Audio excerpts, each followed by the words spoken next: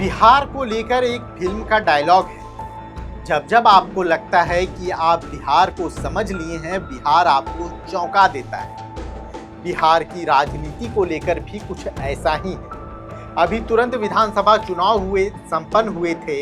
NDA को पूर्ण बहुमत मिली थी। नीतीश कुमार को मुख्यमंत्री पद का शपथ दिलाया गया था। लोगों में विश्वास था, लोगों में भरोसा था कि नीतीश कुमार तो ठीक ही है। विधानसभा चुनाव भी इसी तरह से लड़ा गया था। उसमें स्लोगन दिया गया था, क्यों करे विचार, ठीक ही तो है नीतीश कुमार। लेकिन क्या नीतीश कुमार अगर इतने ही ठीक थे, इतने ही अच्छे थे, तो उन्हें राज्यसभा क्यों जाना पड़ रहा है? नीतीश कुमार कारण बताते हैं। वह कारण पे भरोसा कर पाना संभव नहीं है कि वो मुख्यमंत्री का पद छोड़कर राज्यसभा जाना चाहते हैं। जरूर इसके पीछे कोई राजनीति है, कोई बड़ी पॉलिटिकल थ्योरी है। आज उसी पॉलिटिकल थ्योरी के बारे में बात करेंगे कि आखिर नीतीश कुमार को राज्यसभा क्यों जाना पड़ रहा है। देखिए, ये कोई ऐसा फैसला नहीं है जो अचानक से लिया गया है। पिछले कई समय से, कुछ लंबे समय से यह कयास लगाए जा रहे थे कि नीतीश कुमार राज्यसभा जा सकते हैं। होली से पहले ही सीएम आवास के आसपास ये चर्चा उठने लगी थी कि साहिब जाने वाले हैं। लेकिन आखिर क्यों? इसके पीछे वजह है नीतीश कुमार का स्वास्थ्य। नीतीश कुमार लंबे समय से बीमार चल रहे हैं और कई फैसले लेने में नीतीश कुमार सक्षम नहीं है। नीतीश कुमार के इर्द गिर्द के लोग नीतीश कुमार पर हावी हो जा रहे हैं और इस वजह से पीएम मोदी और गृह मंत्री अमित शाह चाहते थे कि भाजपा का मुख्यमंत्री ही बिहार में बने। वो नीतीश कुमार को लगातार इस बात के लिए मनाने की कोशिश कर रहे थे कि आप राज्यसभा चले आइए। नीतीश कुमार लंबे समय से प्रेस ब्रीफिंग नहीं कर रहे थे, ना ही कोई बड़ा इंटरव्यू दे रहे थे। सार्वजनिक कार्यक्रमों में भी नीतीश के प्रेजेंस को लेकर कई बार सवाल उठते रहे हैं। बुर्का विवाद आपको याद होगा। नीतीश के व्यक्तित्व पर कोई सवाल नहीं, लेकिन नीतीश के हेल्थ पे हमेशा से सवाल था।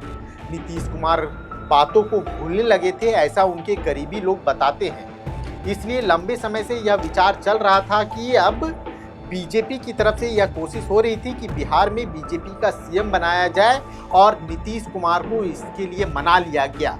हाँ, एक शर्त रखी गई कि सीएम कौन होगा, इसका चयन खुद नीतीश कुमार करेंगे। हाँ, सीएम बीजेपी से होगा। अभी तक जो सूत्र और जो जानकारी निकलकर सामने आ रही है कि सीएम बीजेपी से होगा और सम्राट चौधरी इसके प्रबल दावेदार हैं। क्यों, यह भी हम आपको बताते हैं। नीतीश कुमार का सबसे बड़ा वोट बैंक है कोयरी और कुर्मी वोट बैंक। इसीलिए अभी बीजेपी भी नहीं चाहेगी कि तुरंत से कुर्मी और कोयरी वोट बैंक को नाराज किया जा सके। वो भी तब जब नीतीश कुमार के इस फैसले के बाद जेडीयू कार्यकर्ताओं में बड़ा विरोध देखा जा रहा है। गृह मंत्री अमित शाह और ललन सिंह के खिलाफ तो मुर्दाबाद जैसे नारे भी लगाए गए थे। ऐसे में उम्मीद जताई जा रही है कि सम्राट चौधरी के नाम पे हो सकता है सहमति बन जाए, क्योंकि सम्राट चौधरी नीतीश कुमार के काफी करीबी बताए जाते हैं। लेकिन बीजेपी लगातार अपने फैसलों से लोगों को हैरान करते रही है। इसलिए इस बार भी बीजेपी कोई ऐसा फैसला ले सकती है जो आपके और सभी राजनीतिक विश्लेषकों के सोच से विपरीत हो। कुछ और नाम हैं जो सीएम पद की रेस में सबसे आगे चल रहे हैं। हम उन नामों पे भी विचार कर लेते हैं। मुख्यमंत्री की रेस में नित्यानंद राय, विजय सिन्हा, दिलीप जायसवाल, संजीव चौरसिया, प्रमोद चंद्रवंशी, रामकृपाल यादव, जनक राम जैसे नाम भी चल रहे हैं। लेकिन किस नाम पे मुहर लगेगी यह कह पाना अभी संभव नहीं है। नीतीश कुमार अभी मुख्यमंत्री हैं। ऐसे में क्या समीकरण बैठाया जाएगा, इस चीज को लेकर भी कई सवाल है। चर्चा राजनीतिक गलियारे में ये है कि नीतीश कुमार अगर सीएम पद छोड़ते हैं तो बीजेपी का सीएम होगा।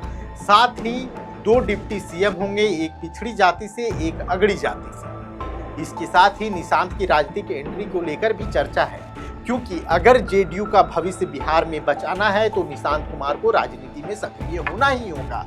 लेकिन अभी निशांत कुमार पार्टी ना ही सरकार में किसी भी पद पर नहीं है, लेकिन सरकारी कार्यक्रमों में या चुनावी प्रेस कॉन्फ्रेंस में नीतीश के साथ उनकी मौजूदगी पिछले कुछ समय से देखी जाती रही है।